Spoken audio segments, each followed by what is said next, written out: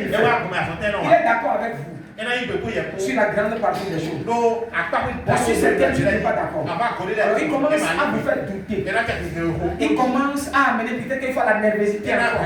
Il commence, alors que tu dois croire, Satan va te donner des idées. Et tu ne crois pas. Donc tu vas juger. Et lui-même là, c'est fini. C'est fini. Dès que tu arrives là, et tu as vu lui-même, c'est fini. Alors que Dieu lui veut quoi? C'est que tu crois simplement. Et c'est par là que tu veux. Parce qu'un croyant, la parole, Dieu va faire des choses en toi mais que tu ne sauras pas. Quelqu'un sans Satan te laisse assis. Et tandis que tu es assis, tu es en train de regarder, mais tu sors. Vous allez le voir qui regarde. Mais il n'est pas là. C'est qui écoute n'est pas là. J'apprécie le fait qu'on manifeste. Et puis tout le monde est tourné. Et les gens peuvent dire Amen. Ils sont contents parce que quand tu deviens trop calme, Satan te mène dans un voyage. Tu te rappelles que l'homme là, tu te rappelles cette femme là.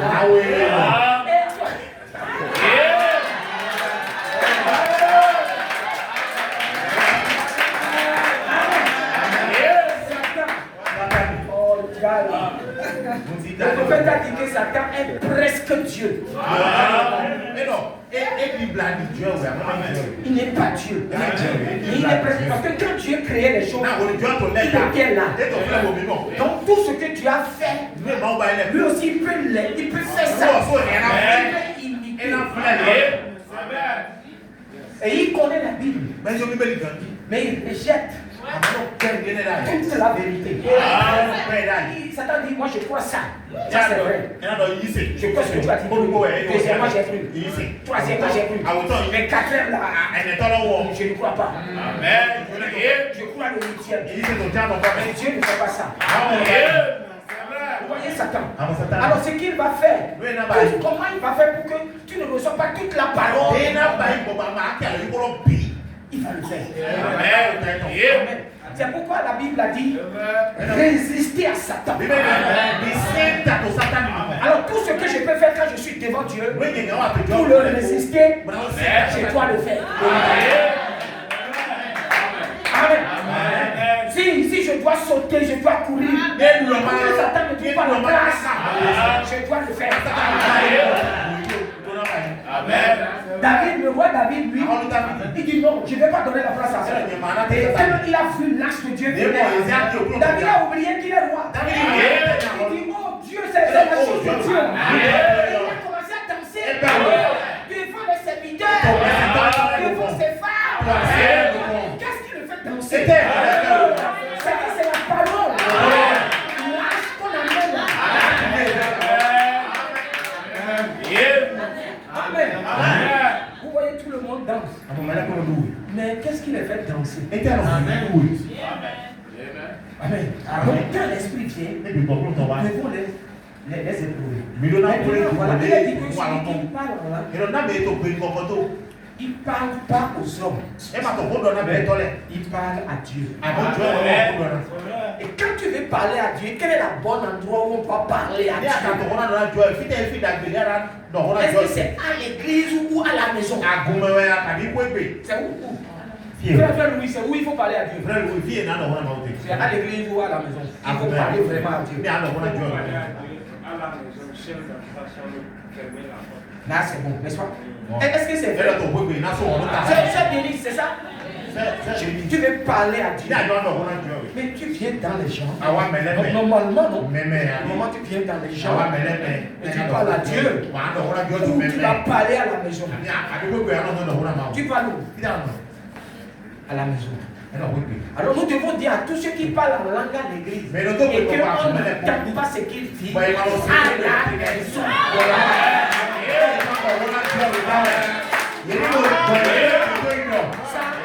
c'est l'ordre de la parole.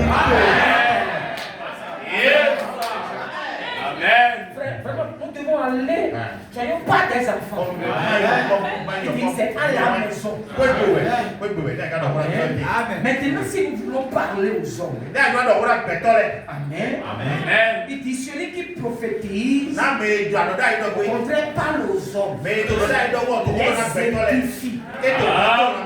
Les édifie, n'est-ce pas?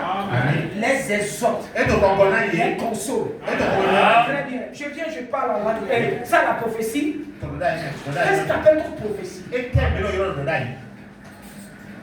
C'est quelque chose que la personne ne connaît pas. Que l'esprit qui te pousse. Mais il y a 3 domaines.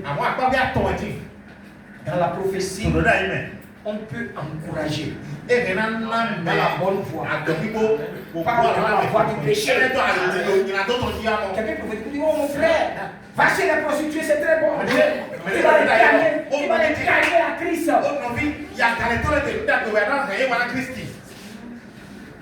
Gagner à Christ, c'est bon. Vous voyez non? Amen. Et Satan prend ça. Voilà comment Satan fait peu briser. Les gars, comment? Moi je vais chez les prostituées, je les gagne à Christ. Mais en même temps, je souille. Ça c'est Satan. Vous voyez? C'est pourquoi, en fait, exhorter quelqu'un. Par exemple, le frère voulait laisser son travail. Il y a beaucoup de familles. On ne lui fait pas beaucoup. Peut-être on a diminué son argent.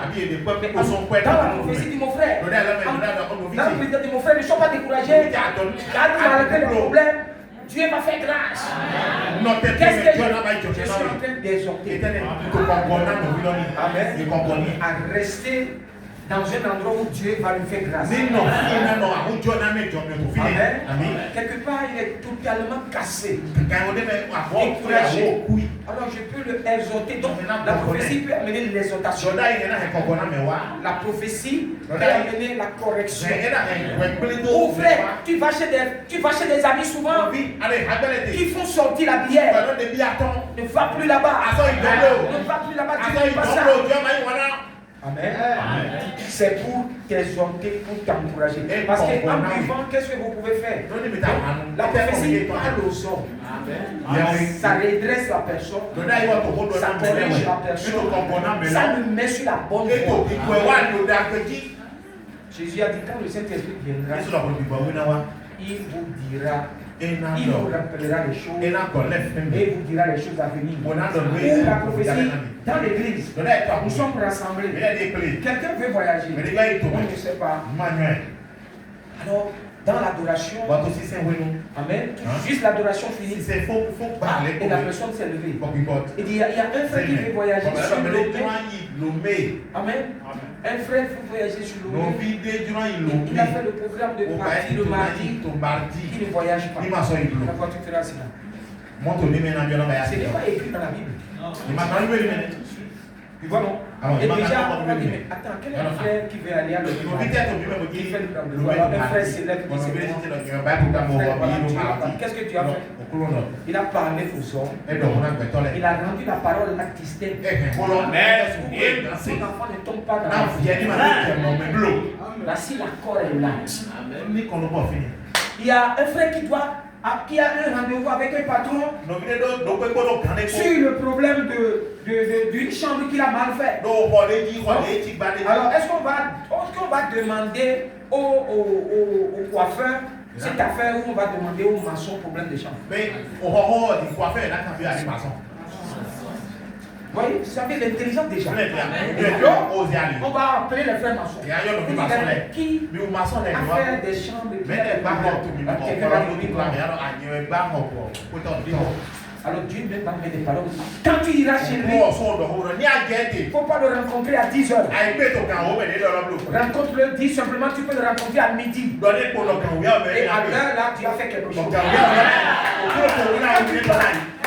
Toi, tu as déjà entendu à l'église, dans les gens qui ont le don. Tu dois me voir à 10h, dis non, pas toi.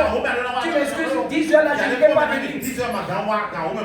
Si je peux être là, à midi, ça serait bon. Ok. Amen. Amen. Toi, tu as réglé la chose selon ce que tu as dit. Voilà comment Dieu veut que ces choses se passent en dehors.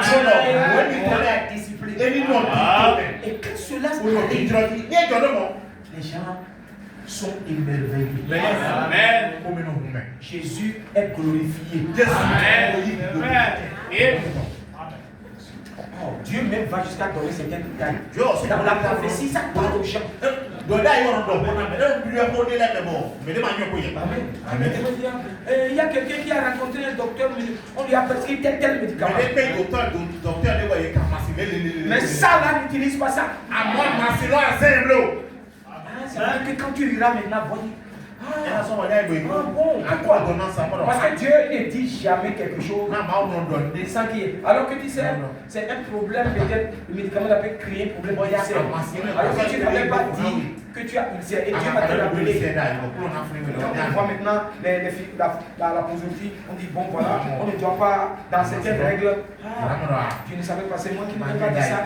Dieu fait ça. Frère Branham était rentré dans sa douche, il est en train de brosser. Et l'enfant, son enfant était quelque part là-bas. Il était sur le lit. Tandis qu'il brossait, la femme lui dit, va voir l'enfant. Il pense que c'est l'imagination. Il dit qu'il va encore insister. Alors il a laissé le message, il est parti. Il a vu que son enfant est pendu. Pourquoi Dieu ne lui a pas montré sa vision? Amen. C'est un gars qui est bien placé en vision. Il ne peut pas avoir vision sinon il ne peut pas venir. Et l'ange de Dieu est ici au milieu de moi. Et l'ange cherche d'abord la bonne disponibilité. Parce que les anges n'agissent pas n'importe comment. Ils agissent quand il y a cette disponibilité. Amen. Maintenant, si la disponibilité n'est pas là pour la vision, Dieu va utiliser le parler. Maintenant, si le parler, la prophétie et le parler en langue doit être interprété. Et deuxièmement, dans l'ordre, vous savez ici, Dieu est en train de parler. Tandis que Dieu est en train de parler, quelqu'un se lève là-bas et commence à donner une prophétie. C'est Satan. Dieu ne fait pas la confusion. Il n'y a pas deux têtes. Dieu veut qu'on suive la parole. Un autre s'est levé là-bas. Mais c'est ce qui se passe dans beaucoup d'églises. Le prédicateur en parole est en train de prêcher. Allez, on se lève.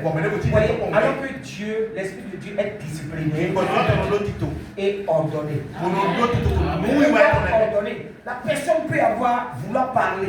Dieu lui a montré, mais il peut se le délier. Quand je finis maintenant, alors il peut se lever. Vous savez que la parole a dit ça. Regardez, nous allons lire quelque part si je peux le trouver rapidement.